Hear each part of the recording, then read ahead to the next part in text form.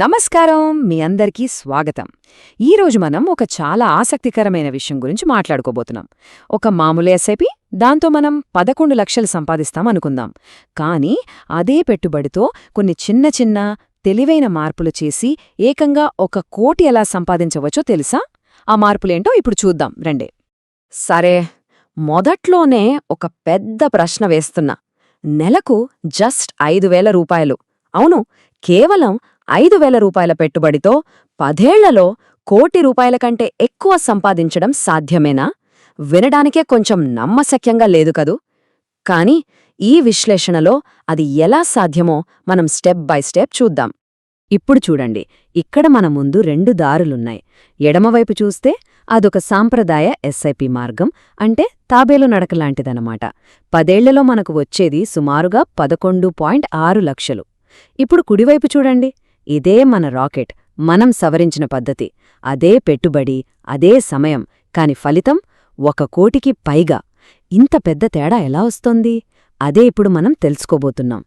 సరే, అసలు ఇంత భారీ తేడా రావడానికి కారణమేంటి?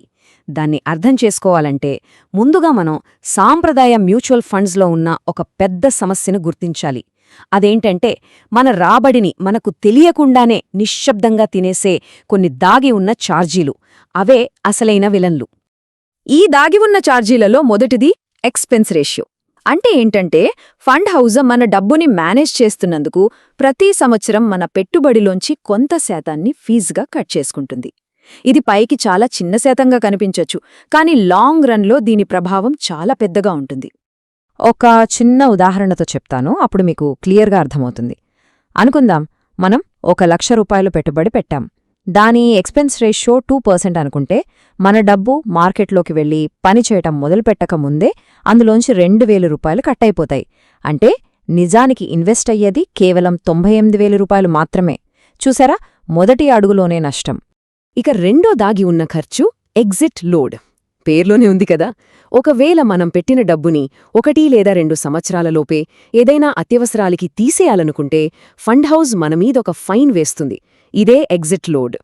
ఇది కూడా మన చేతికి వచ్చే రాబడిని తగ్గిచ్చేస్తుంది. దీని ప్రభావం ఎంత పెద్దగా ఉంటుందో ఒక్కసారి ఆలోచించండి. మనమెంతో కష్టపడి ఇన్వెస్ట్ చేసి మన పోర్ట్ఫోలియోని 1 కోటికి పెంచుకున్నామనుకుందాం. ఇప్పుడు ఆ డబ్బు వెనక్కి తీసుకోవాలనుకున్నప్పుడు ఒక 4% ఎగ్జిట్ లోడ్ ఉందనుకోండి. మన చేతికొచ్చేది 96 లక్షలే. అంటే సూటిగా 4 లక్షలు మాయం. అది చాలా చాలా పెద్ద మొత్తం కదా. సరే, మరి ఈ సమస్యలన్నింటికీ పరిష్కారమేంటి?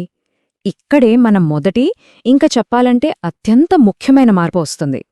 మనం సింపుల్గా మ్యూచువల్ ఫండ్స్ నుంచి ఎక్స్చేంజ్ ట్రేడెడ్ ఫండ్స్, అంటే షార్ట్గా చెప్పాలంటే ఈటీఎఫ్లకు మారిపోవాలి. ఏ పట్టిక చూస్తే మనకే తేగాలు చాలా స్పష్టంగా కనిపిస్తాయి. చూడండి, ఈటీఎఫ్లలో ఎక్స్పెన్స్ రేషియో చాలా చాలా తక్కువగా ఉంటుంది, అసలు దాదాపు లేనట్టే. ఇక ఎగ్జిట్ లోడ్ అంటారా, చాలా ఈటీఎఫ్లకు అది అస్సలుండదు. అన్నింటికన్నా ముఖ్యంగా వీటిని మనం స్టాక్స్లాగా రోజంతా ఎప్పుడు కావాలంటే అప్పుడు కొనొచ్చు, అమ్మొచ్చు.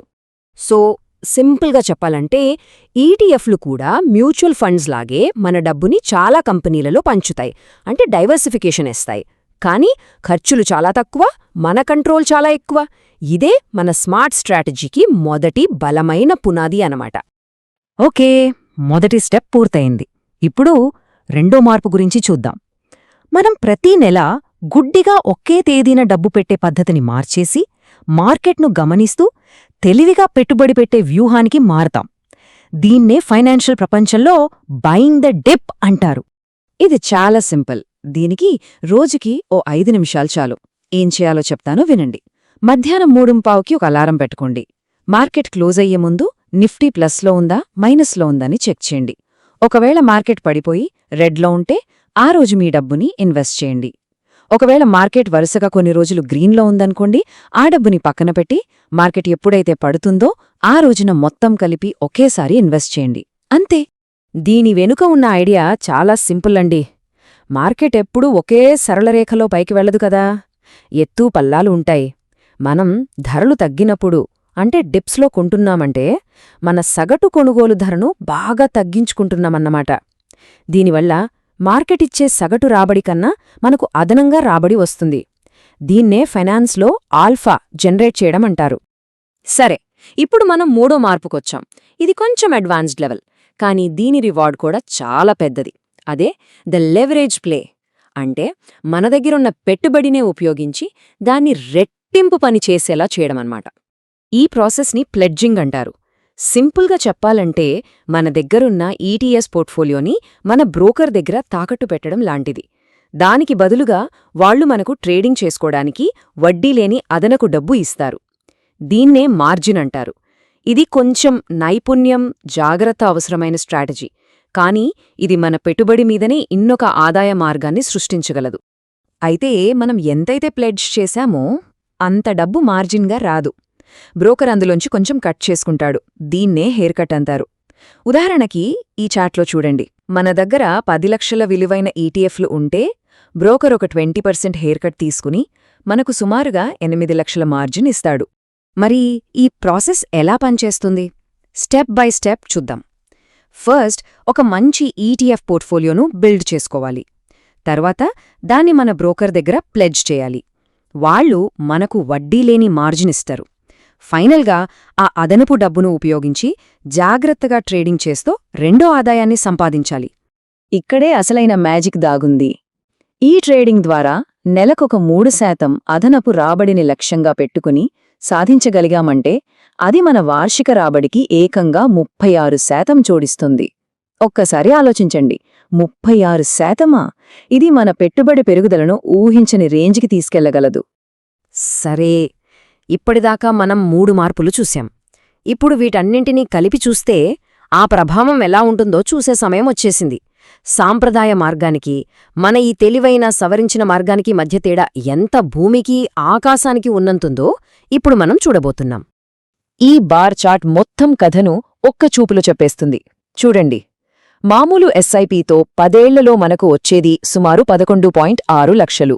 అదే మనం కేవలం ఈటీఎఫ్లకు మారి డిప్స్లో కొనడం ద్వారా ఆ మొత్తం దాదాపు 19 లక్షలకు పెరుగుతుంది.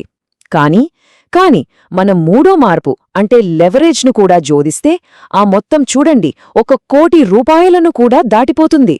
ఈ తేడా చూస్తుంటేనే గూస్ బంప్స్ వస్తున్నాయి కదా. మొత్తంగా లెక్క చూస్తే ఇది మన ప్రాథమిక ఈటీఎఫ్ పెట్టుబడి నుండి సంవత్సరానికి ఒక 15 నుంచి 20% రాబడి వస్తుంది. దానికి మనం ప్లెడ్జ్ చేసి ట్రేడింగ్ చేయడం ద్వారా సంపాదించిన మరో 36% కలుస్తుంది. ఈ రెండూ కలిస్తే మన వార్షిక రాబడి 40% కంటే ఎక్కువే ఉంటుంది. ఇంత రాబడి వస్తే చిన్న పెట్టుబడి కూడా కాలక్రమేణా భారీ సంపదగా మారడంలో ఆశ్చర్యమేముంది. ఈ విశ్లేషణను ముగించే ముందు మనమందరం ఆలోచించుకోవాల్సిన ఒకే ఒక్క ప్రశ్న: మన డబ్బు నిజంగా దాని పూర్తి సామర్థ్యంతో పనిచేస్తుందా, లేకపోతే మనం తెలియకుండా ఒక అద్భుతమైన అవకాశాన్ని వదిలేస్తున్నామా? ఒక్కసారి ఆలోచించండి.